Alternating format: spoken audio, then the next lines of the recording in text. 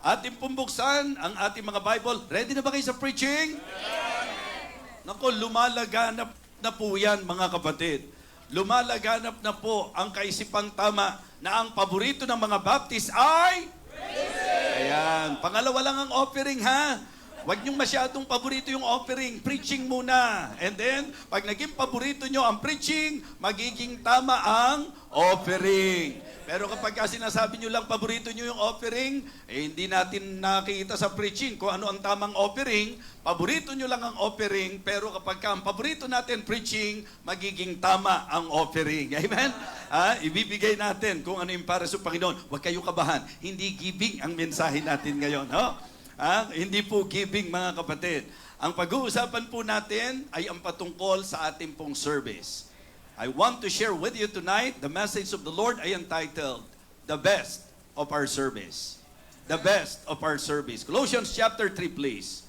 Colossians chapter 3, verses 23 and 24.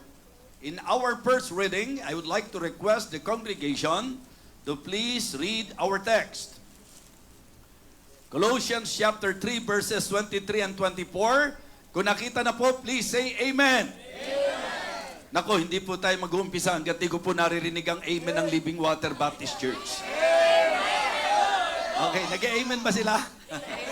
Okay, Living Water, ready na kayo? Alright, everybody now, Colossians chapter 3 verses 23 and 24.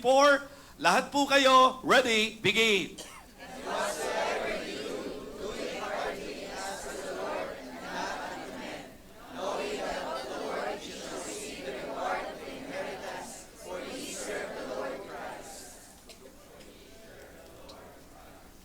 Amen. For the second time, let me read to you our text. And whatsoever you do, do it heartily as to the Lord and not unto man, knowing that of the Lord ye shall receive the reward of the inheritance, for ye serve the Lord Christ. So again, the title of the Lord's message tonight, The Best of Our Service. Let us pray. Our gracious loving Father, thank you so much sa napakagandang gabing ito na ipinagkaloob mo po sa amin upang ikaw po ay aming sambahin, ang iyong pangalan ay aming pong purihin, ang iyong salita ay aming pakinggan, pag-aralan at pagbulayan. Dakilang Diyos, linisin mo po ang aming mga isipan, ang aming puso, ang buo po naming pagkatao. And may this message be a blessing to all of us, O God. Nawa, ang aming pong pakikinig ay mayroon pong mataas na paggalang, dakilang Diyos, na mayroon pong pusong handang magpaturo, dakilang Panginoon. I pray, O God, that you will again use me as a channel of your blessing to your beloved people. Lord, may you continue to work in this ministry, O Lord, particularly sa mga members ng church na ito. Salamat po sa kalayaan na mayroon po kami, at salamat po sa lakas na mayroon po kami. Salamat po sapagkat patuloy mo kaming iniingatan, aming Panginoon. Muli, dakilang Diyos, panalangin po namin ang iyong pagpapala para sa amin pong pag-aaral ng iyong banal na salita. Ito po ang aking panalangin sa pangalan po ng aming Panginoong Jesus. Amen. Amen. Okay, you may now be seated. So, ang ating pong binasang talata, kung tutuusin, may mga tinalakay po dito sa usapang relasyong pamilya, anak sa magulang, magulang sa anak, mga alipin sa kanila pong amo, mga empleyado sa kanila pong boss, parang yung concept na yon. Pero si Apostol Pablo nagbigay ng diin na sa lahat ng usapan na yan, lahat dapat ginagawa natin for the Lord. Okay? Lalo na sa usapang pagseserbisyo, mga kapatid. Ang sabi nga po ng verse number 17, pansinin po natin. Verse number 17, and whatsoever you do in word or deed, do all in the name of the Lord Jesus, giving thanks to God and the Father by Him. So makikita nyo po, mga kapatid, ang paalala na atin pong gawin ang lahat ng bagay sa usapang salita, sa usapang gawa, sa pangalan ng ating Panginoong Heso Kristo. Amen? And again, sa teksto po natin, napakaganda po ng banggit, ano man daw po ang gagawin natin, gawin natin ang buong puso. Okay? Ang sabi, and whatsoever you do, do it heartily as to the Lord and not unto men. Gawin daw po natin ito sa Panginoon at hindi sa tao.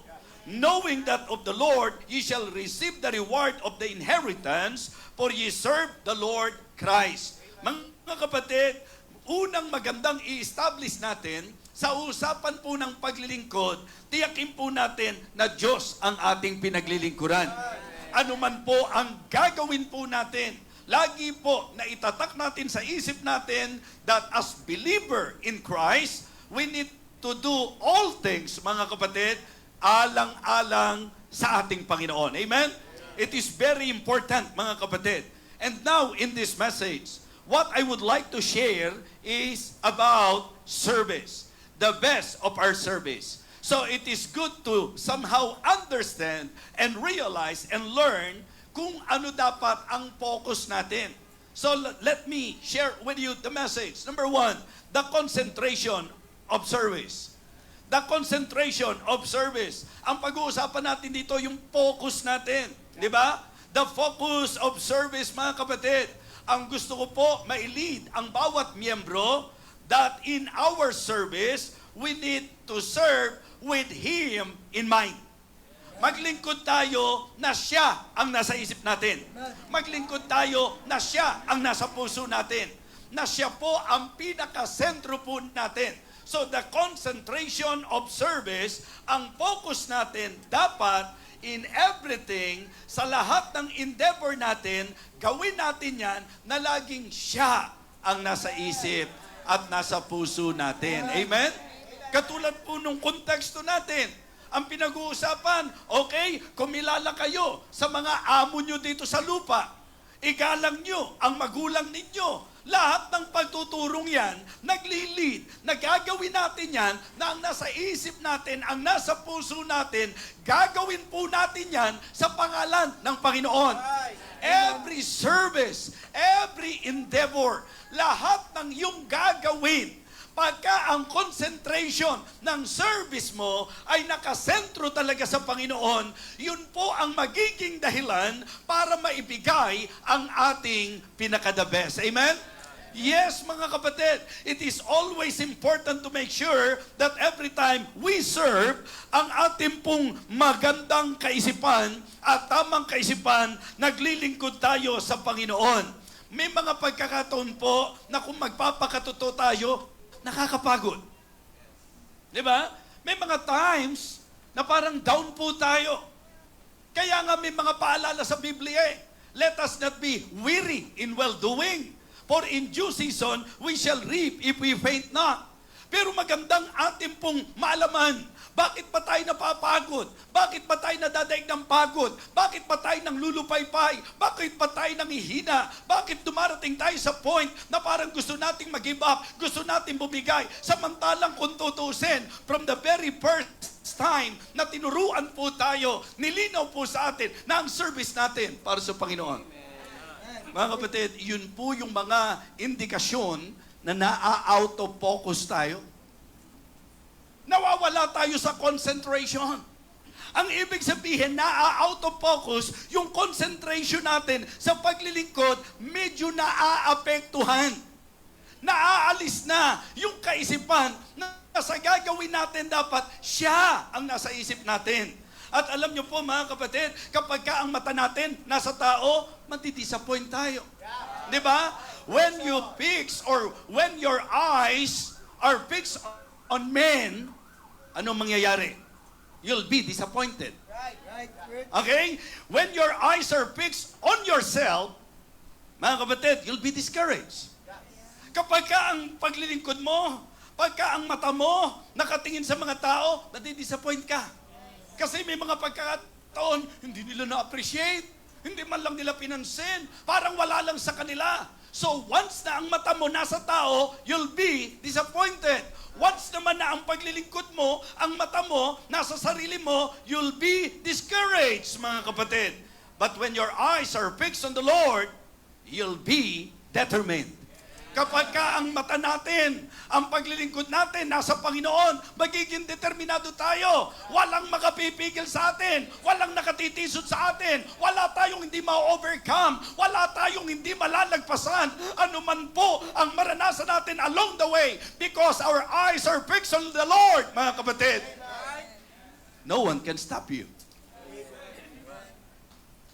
Kamusta po ang concentration ng service natin? Tapat ang pagsasalita.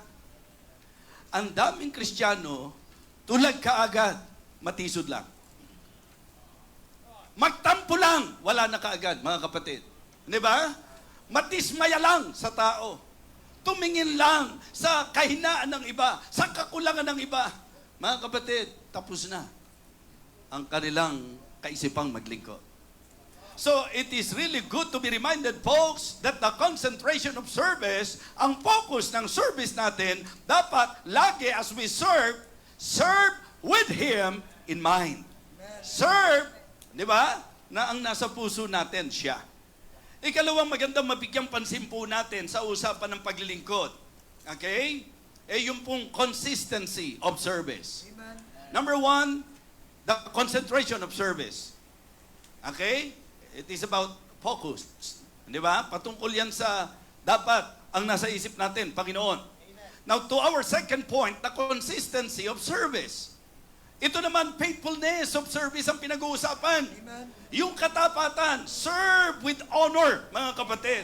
Ang Diyos natin, binavalue niya ang faithfulness. Ang fruitfulness, okay po yan. Pero may mga pagkakataon po na sa paglilingkod mo, hindi ka ganong nakakakita ng bunga. Merong mga pagkakataon sa paglilingkod natin, ang pakiramdam natin parang walang nangyayari. Pero mga kapatid, ang issue, ikaw ba'y tapat sa paglilingkod? As long na tapat ka, yung bunga, wag mong problemahin. Sapagkat ang bunga, gawain po ng Diyos yan. So it is good na ating pong maging kaisipan at puso, magtatapat tayo sa usapang paglilingkod sa Panginoon. Ang ibig sabihin nito, mga kapatid, you will just stay, di ba? Serving the Lord no matter what. Ano man po ang mangyari, maglilingkod tayo sa Panginoon. Hindi ang usapan dito, yung antindi ng ginagawa mo. Ang usapan dito, tapat ka sa ginagawa mo. Di ba? Kasi hindi po lahat ang kakayahan, malaki. Hindi po lahat ang magagawa malaki. Sapagkat sa usapan ng di ba? Alam na ng marami sa atin yan. Looking unto Jesus, the author and the finisher of our faith, who for the joy that was set before Him, endured the cross, despising the shame, and He sat down at the right hand of the throne of God. So ang dapat focus natin talaga nasa Panginoon. And let us not be weary in well-doing. For in due season we shall reap if we faint not.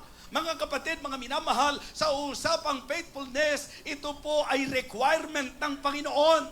Sa usapang service, ang faithfulness po, requirement ng Panginoon. Tayo po ba'y nagtatapat sa ipinagkatiwala ng Diyos sa atin? It is very encouraging to see na yung ating pong mga ministries, like every Saturday, makakakita kayo, yung SWAT team or yung mga grupo, napupunta sa kanya-kanyang lugar, hindi pinapalakpakan ng tao, marahil hindi po nanonotice ng marami, but just, knowing na ang ginagawa natin para sa Diyos, tuloy-tuloy lang po tayo. Mga kapatid, kumbaga wala naman tayong hinahanga dun eh. Kaya nga ang church nag-i-invest, mga kapatid. Sabi ko nga po sa mga members natin, lalo na sa Living Water, kapag ka po ang children's ministry, pagka po yan may mga effort na ginagawa. Alam nyo, si Pastor Nolan, talagang masasabi nating blessing na yung puso niya para sa mga bata together with the team. Kaya pag yan nag-a-approach at lalapit kaagad sa amin para po doon sa mga hakbangin, ministeryo para sa mga bata, ang church nakasuporta kaagad. Why? Sapagkat yan po ang future ng ministry, mga kapatid.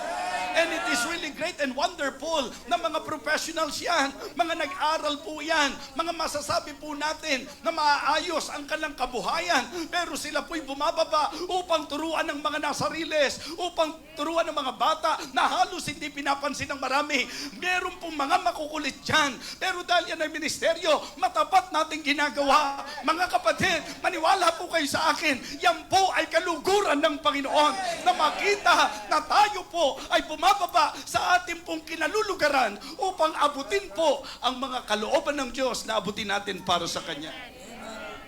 And you know what? Ang nakakahanga, yung kahit tahimik ka lang, pero faithfully, ginagawa mo ang gawain. Hindi sa mata ng tao, kundi sa harapan ng Panginoon. So requirement po ang katapatan. Kaya ang consistency ng service natin, nagpapakita ng katapatan ng ating paglilingkod at yan po ang ikarangal natin. Because one day, when we praise our Lord Jesus Christ, hindi ka pinuri ni pastor, hindi ka pinalakpakan ng mga miyembro, hindi ka pinansin ng marami, pero sa pagdating at pagharap mo sa Panginoon, ang maririnig mo sa Kanya, well done, good and faithful servant, enter thou into the joy of thy Lord. Amen? Kaya tuloy-tuloy lang po tayo mga kapatid. So, una po, the concentration of service. Ang aking binigyan pansin, yung focus of service. Diba? Serve with Him in mind. Okay? Mga kapatid, ikalawa, yung consistency of service. Faithfulness of service. Serve with honor. Now, this time, I want to share with you the completeness of service. The completeness of service. Yung fullness of service. Mga kapatid, ito naman po yung serve with all your heart. Serve with heart, mga kapatid. Yung puso po natin. Ang sabi ng ating teksto, do it heartily. It means doing it wholeheartedly. Yun din ang ibig sabihin niya. Gawin mo ng buong puso. Diba? With everything you have and everything you are. Yung ating pong lahat ng magagawa at lahat ng meron tayo. Remember, ang title natin, The Best of Our Service. So the completeness of service, mga kapatid, ito yung paglilingkod na kasama yung puso mo. Hindi po pwedeng maglilingkod ka na wala sa puso mo, mga kapatid. Hindi po natutuwa ang Diyos sa half-hearted na paglilingkod natin sa Kanya. Ang gusto po ng Panginoon, talagang fix yung mind po natin sa Kanya. Ibig sabihin, pati yung motibo ng puso natin, dapat binabantayan po yan. Kaya nga sa usapang paggawa, sa usapang paglilingkod, whatever it is, anuman po ang gagawin natin para sa Panginoon, ang sabi po ng Bible, whatsoever thy hand findeth to do, do it with thy might. Ibig sabihin, you will give your best. Amen. Ibibigay mo ang pinakamainam mo sa Panginoon. At alam niyo po ang pinakamagandang panimula po niyan? Pag uma-attend ka ng church, give your best. Huwag kang masanay na late ka laging uma-attend. Nang wala namang dahilan, mga kapatid. Ibig sabihin, disiplinahin natin ang ating sarili, knowing na ang pinupuntahan natin sa church ay ang Panginoon. Ibigay natin ang pinaka-the best na paglilingkod natin. Umaten tayo na tama ang oras, umaten tayo na tama ang pamamaraan, umaten tayo na tama ang puso, umaten tayo na talagang ang kabuuan natin, ibibigay natin sa Panginoon na ating sinasamba. Nangyari pa na may opening tayo eh. Yung opening natin, paalala, panawagan sa pagsamba. Di ba? I beseech you therefore, brethren, by the mercies of God, that you present your bodies a living sacrifice, holy, acceptable unto God, which is your reasonable service. Malulungkot ka kapag ka natuklasan mo na hindi lingkod, tinatanggal ng Panginoon. Mga kapatid, mga minamahal, nakakahinayang na umatin ka rin lang, pero hindi ka tanggap-tanggap. Umawit ka rin lang, pero hindi ka tanggap-tanggap. Nag-offering ka rin lang, pero hindi ka tanggap-tanggap. Gumawa ka rin lang, pero hindi ka tanggap-tanggap. At bakit pipiliin mo na ikaw ay lagay doon sa hindi magiging katanggap-tanggap, samantalang tinuro ng Bible sa atin yung tiyak na katanggap-tanggap sa Panginoon. Ang sabi ng Romans chapter 12, mula po doon sa verse 1 at verse number 2, ang kailangang i-secure natin, maging acceptable ang ating pong gagawin para sa Panginoon, ang ating i-offer para sa Panginoon, ang service natin para sa Panginoon. At para mangyari yan, present your body sa living sacrifice, sacrifice, holy, acceptable unto God, which is your reasonable service. And be not conformed to this world, but be transformed by the renewing of your mind, that may prove what is that good and acceptable and perfect will of God. Amen? Hindi yung nasa church ka na, parang wala ka pa rin sa sarili mo. Hindi yung naglilingkod ka sa Panginoon kung ano-anong maagaw sa isip mo. Ha? Yung kagalit mo, yung katampuhan mo, yung kinatisuran mo. Mga kapatid, hindi po healthy ang ganyang klase ng buhay paglilingkod sa Panginoon. Hindi po katanggap-tanggap ang ganyang klase ng ating pagsamba sa Diyos. Simpleng-simple ang gusto nating ipunto. Yung fullness of service. Ang ibig sabihin nito, kasama ang puso mo, your totality. Kasi pag ang puso na ang pinag-usapan, sakop na ang kabuuan ng iyong pagkatao. Amen? Yes. Pagka ang puso na natin, mga kapatid, ang na-capture na ang kabuuan mo. Tama po? So kaya napakahalaga ng paalalang ito. Again, whatsoever thy hand findeth to do, anong sinabi po ni King Solomon? Do it with thy might. Kung ang pagluluto mo para sa Diyos, gawin mo pinakamainam.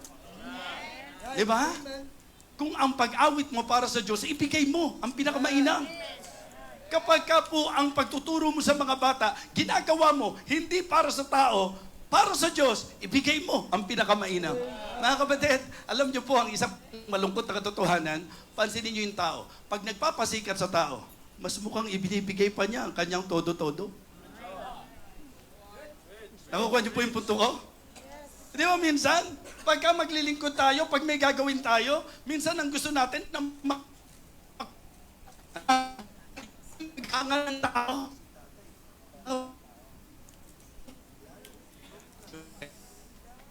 Hindi ka ang mo sa tao. Hindi ang mata mo nasa sarili.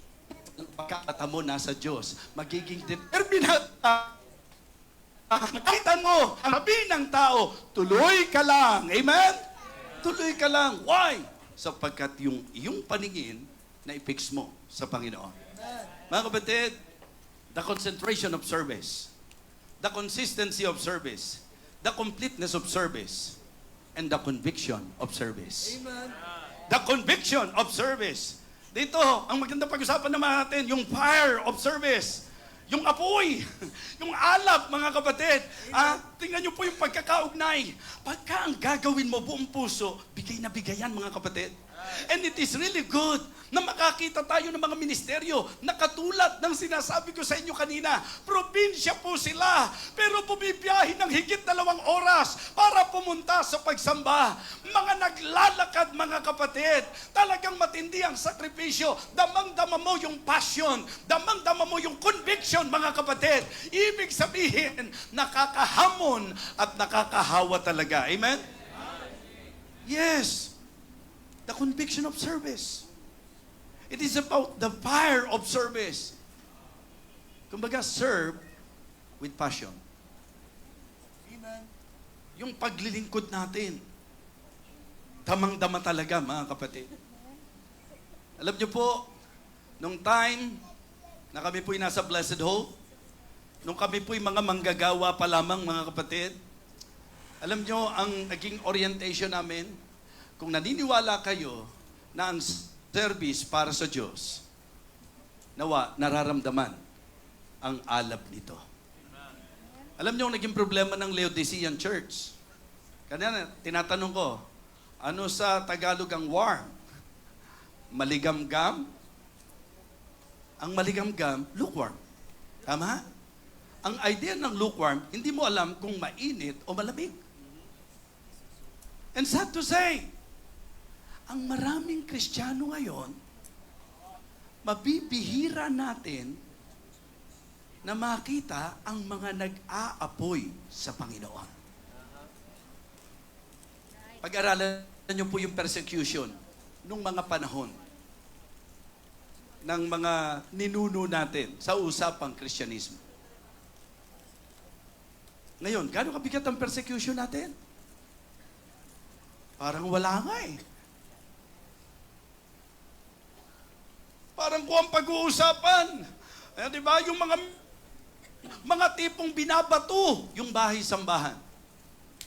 Yung tipo na kung saan inaatake po ng mga kapitbahay, ng mga persecutor. Ngayon po, buong laya. Diba? Kami, nakaranas pa kami na yung tatay ko galit na galit sa akin nung nagsuko ako ng buhay sa Panginoon. Buti na lang, nanindigan po ako. At yun po'y bunga ng konviksyon ng banal na Espiritu. At ang pusong nag-aapoy sapagkat alam ko na sa Diyos ang ginagawa ko, para sa Diyos ko iaalay ang buhay ko. Praise God! Nanindigan ako mga kapatid. At pansinin niyo po, yung apoy na yun, hanggang ngayon, hindi nawawala. Nasa posisyon na po ako pwedeng taga-utos na lang po ako. By sight, by consideration. Pero mga kapatid, hindi po pwede na papayagan ko na mas faithful pa yung mga miyembro kaysa sa akin. Na mas masipag pa ang mga miyembro kaysa sa akin. Na mas on fire ang mga miyembro kaysa sa akin. Mga kapatid, sa biyaya ng Diyos, what I would like our people to see, yung talagang passion, yung zeal, yung talagang sigasig sa paglilingkod, yung energy sa paglilingkod, yung enthusiasm sa paglilingkod, yung excitement sa paglilingkod, yung eagerness sa paglilingkod, at ang prayer ko, nawa, ganun ang nakikita nyo po sa akin. Amen? Hindi po madali, nagigising ka ng alas 4 para mag-believer's breakfast ng alas 5. Kanina lang po, dahil na-late ako ng gising, Pero salamat, may asawa akong gumising sa akin. Diba? At nakapag-believer's breakfast pa din po. Alam niyo mga kapatid, ang alam ko sa Kristyanismo, ang pinakamasarap na kalagayan ay yung kalagayan na may kabuluhan ng buhay mo sa gawain. Diba? Ang kadalasang nati-discourage, yung walang ginagawa Okay? Hindi, meron po ako nakikita, may ginagawa pero na-discourage. Alam niyo mga kapatid, na-discourage yun kasi hindi po ang concentration ng kanyang service sa Panginoon. Kasi kapag ka ang paglilingkod mo nakatutok sa Diyos, hindi ka madadaig ng discouragement Yung isipin mo pa lang na ang pinaglilingkuran mo, yung lumikha sa'yo, yung nagligtas sa'yo, yung nagbuwis ng buhay sa'yo, yung nagtigis ng dugo sa'yo, yung nagpasakit para sa'yo, yung gumawa ng lahat para sa'yo, yung nagpapala sa'yo, yung sumasagot sa panalangin mo, yung nagbibigay ng kinakain mo, yung nag-iingat sa iyo araw-araw, yun po ang ating pinaglilingkuran. Ang tanong ko ngayon, saan nanggaling ang katamaran na paglingkuran yung ganyang klaseng Diyos sa buhay natin? Saan? Anong valid reason natin para hindi paglingkuran yung ganyang klase ng Diyos, mga kapatid? Damhin niyo po ang puso ng pangangaral na ito. Anong dahilan mo para manglamig ka? Anong dahilan mo para tamarin ka? Anong dahilan mo para maging unfaithful ka? Anong dahilan mo para maging inactive ka? Kung talagang naniniwala ka na ang pinaglilingkuran mo, yung nagligtas sa iyo, yung nagpapala sa iyo, yung nagpapakain sa iyo, yung nag-iingat sa iyo, yung yumayakap sa iyo, yung nag-aangat sa iyo, kung naniniwala ka na siya ang naglilingkod sa iyo, bakit hindi ka magtatapat?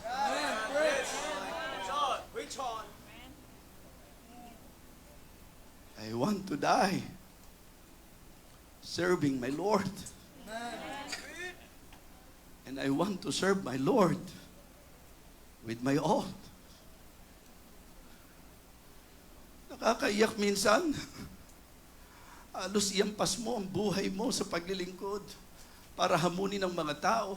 Napakaraming mga miyembro, sarili lagi ang iniisip.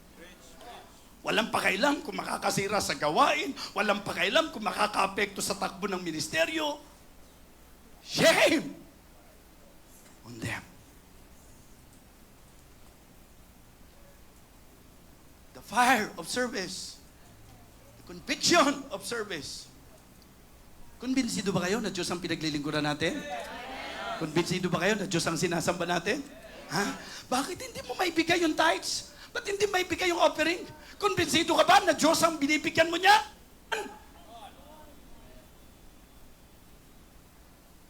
Isa tuwan-tuwa tayo, nakakakita tayo ng mga posts, na ang gaganda ng mga wordings, pero hindi naman biblical in concept. Ngayon po yung sikat na sikat, Yung tuwan-tuwa ang marami dahil magaling daw na counselor. Obserbahan niyo po kung meron pa kayong talatang naririnig. Di ba? Pero napaka-convincing kasi ang ganda po ng dating. Mga kapatid, mga minamahal, ang sabi po ng Bible, not slothful in business. Fervent in the spirit, serving the Lord. Amen? Romans chapter 12. Romans chapter 12 verse number 11, not slothful in business, fervent in spirit, serving the Lord, mga kapatid. So napakaganda na yan po ang maramdaman sa ating pong paglilingkod na mainam sa Panginoon. Mga kapatid, the compensation of service. This is about the fruit of service. Diba? Mga kapatid, serve with hope.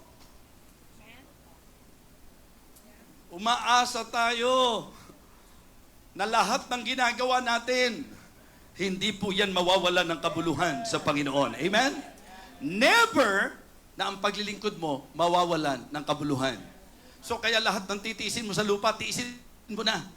Dahil ang titiisin mo sa lupa, pansamantala. Tama po ba?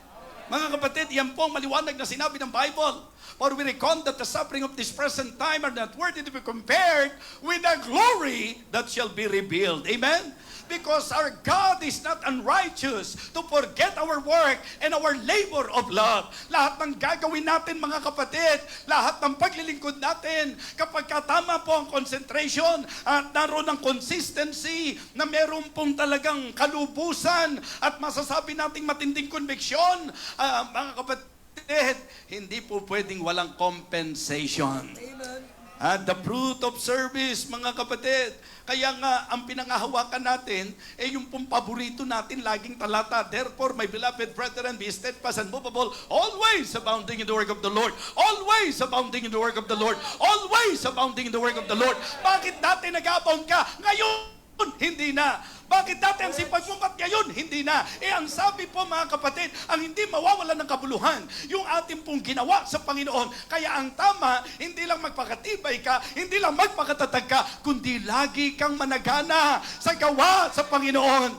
Sapagkat hindi yan mawawalan ng kabuluhan. Mga kapatid, mga minamahal, meron tayong Diyos na hindi nakakalimot. At Diyos na laging nakatingin at nakakakita ng lahat ng ginagawa natin. Kaya siya ang dapat nating paglingkuran.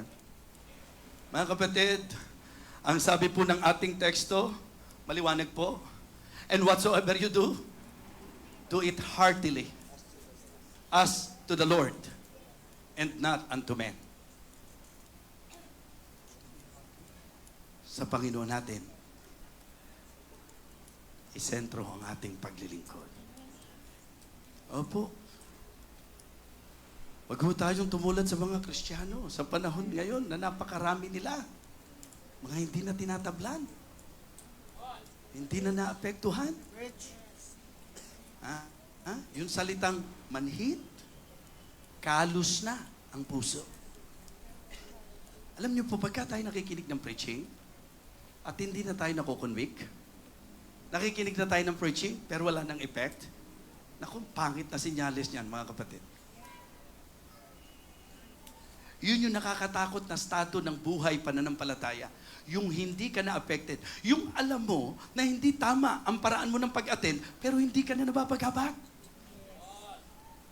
Yung alam mo na hindi mo ibinibigay ang para sa Panginoon, pero hindi ka na nababagabag. Yung ang gaan-gaan na ng hindi mo pagdalo sa gawain. Huwag niyong sasabihin na hindi ipinangaral sa inyo ang mensaheng ito. Huwag niyong ikakatwiran na hindi naman kasi namin narinig yung preaching tungkol sa ganyan eh. Na hindi naman kasi kami pinaalalahanan eh. Hindi kami ni-review. Mga kapatid, with passion, pinaramdam ko sa inyo. Kaya sa totoo lang, minsan lang tayo mga nakikita-kita. Pero kung mapapansin nyo po, parang revival meeting lagi ang ating setup ng paglingkod. Diba? How is our service? Be the best. Ano man ang ipinagkatiwala ng Diyos sa'yo? Maring hindi ikaw yung nakatayo sa pulpito. Maring ikaw hindi nakikita ng tao. Pero yung pinagkatiwala ng Panginoon sa'yo, ang titiyakin ko sa'yo, siya, kitang-kita ka. Walang palakpakan. Hindi nababanggit ang pangalan mo. Pero siya, kitang-kita ka. Hindi kung sino ang sikat, mga kapatid. Yun nga nakakatakot eh. Baka sikat na sikat sa lupa, pagharap sa Diyos. Wala. Kasi sa tao pala nagpasikat. Diba? Sa tao pala naglingkod. Kaya nga sabi ko, lahat ng serbisyong gagawin natin sa Panginoon. Diba? Mag-special number ka. Talaga bang naramdaman ba ng Diyos? Na ginawa mo, binigay mo pa talaga yung the best mo? Diba? Kumakanta ka sa choir? Diba? Nag-Bible study ka? Nagtuturo ka sa mga bata? Talaga bang, o gusto mo lang lumabas na kasama ka? Ang Diyos ang nakakaalam. Yes, that's right. Kaya nakaka-encourage makakita ng mga mananampalataya na ibinibigay nilang pinakamainam para sa Panginoon. Ang sabi po ng Bible, and whatsoever you do in word or deed, do all in the name of the Lord Jesus, giving thanks to God and the Father by Him. And whatsoever you do, do it heartily as unto the Lord and not unto men. Knowing that the Lord, ye shall receive the reward of inheritance, for ye serve the Lord Christ. Kamusta po ang concentration? Focus ng ating service. Yung consistency, commitment ng ating paglilingkod. Mga kapatid, yung completeness, yung fullness ng ating service, yung conviction, yung apoy ng ating paglilingkod. Mga kapatid, ang dulo ng lahat ay ang commendation na manggagaling sa Panginoon. Exactly. Well done, good and faithful servant. Yung compensation, yung reward, yung bunga.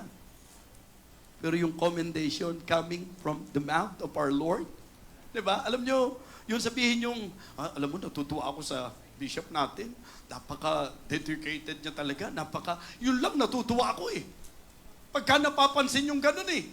Pagka nasasabi yung ganun, na-encourage ako eh. Kasi ang gusto ko talaga maka-encourage, ang gusto ko talaga maka-challenge. Mga kapatid, ang ibig ko pong sabihin, yun lang po na may mga taong nagsabi na nakatutuwa naman, napaka-active nyo naman, masasabi nating zealous nyo naman, napaka-dedicated nyo naman. Yung palang po mga kapatid, sa tao mo palang narinig yan, hindi mo po pwede yung panghawakan yun dahil ang tao hindi accurate, hindi garantisado na kapag sinabi ng tao, yun nga po yun, pinakamatamis na commendation, yung commendation na maririnig natin sa Panginoon na kung tayo po'y nagbigay ng pinakamainam sa ating pong paglilingkod, sasabihin niya sa atin, well done, good and faithful servant.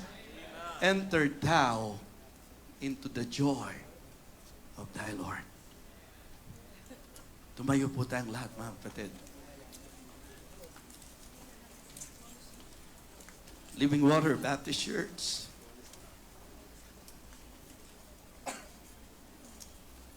Victory Fundamental Baptist Church.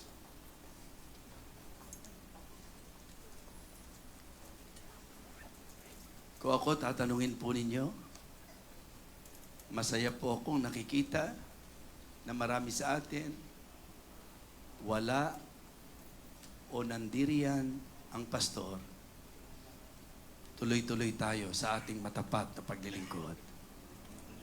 Napakagandang makasanayan po natin. Napakagandang maging gawi po natin. Lagi nating sinasabi na ang gawa natin sa Panginoon hindi mawawala ng kabuluhan. Ang ibig sabihin, lahat ng ginawa natin sa lupa, panglupa lang eh. Temporal po yan eh. Pag-usapan natin ng trabaho, lahat ng kikitain mo dyan. Saglit lang, mauubos din. o kaya panglupa lang. Wala tayong mabibitbit sa langit. Wala tayong madadala sa langit. Hindi masama na maging mayaman. Hindi masama na mag-ipon. Hindi masama na magsikap sa trabaho. Pero sinasabi ko po sa inyo, ang lahat ng yan temporal. Ang encouragement po ng mensahe natin, yung ginagawa mo sa Diyos, yan po ang pangwalang hanggan. Yan po ang gagantimpalaan ng Panginoon. Yun po ang dapat nating sentruhan. Doon tayo dapat nakatutok. Every opportunity na ibibigay sa iyo to serve our Master, to serve our God, make sure that you will give your best. That you will give your all. Kung nirebuke tayo ng Panginoon ngayong gabi, at handa kang humingi ng tawad sa Kanya, maganda po yung lalapit dito. Lalapit dahil gusto niya talaga na maituwid yung mga bagay na hindi tuwid sa kanyang buhay, particularly sa paglilingkod. Maring ito'y pagdalo, maring ito'y pagbibigay, maring ito ay ang ating pagmiministeryo, whatever it is. What a challenging message tonight. Why not come to the altar and ask for the Lord's forgiveness? Patawarin mo kami, Panginoon.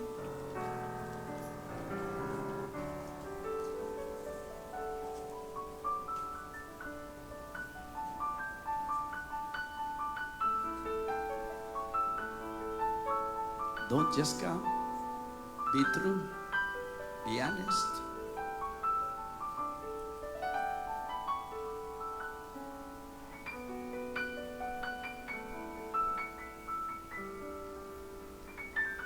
Ang usapan po ng paglilingkod